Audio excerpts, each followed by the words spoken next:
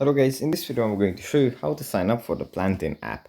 But before that, don't forget to subscribe and leave a comment down below, because at 10,000 subscribers I'm going to show you my whole YouTube revenue statistics and growth strategy. So without further ado, let's just jump right into it. First you have to open up the PlantIn app.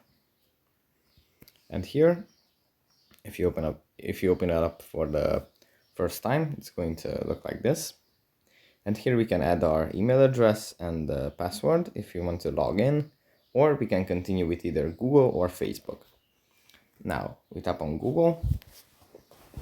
Here we just select the Google account that we want to continue with, and then the app is going to load for a few seconds.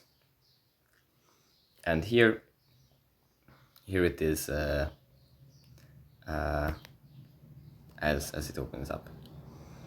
So yeah, that's pretty much it for this video. Hope it was helpful for you guys, and I'll see you in the next one. Bye.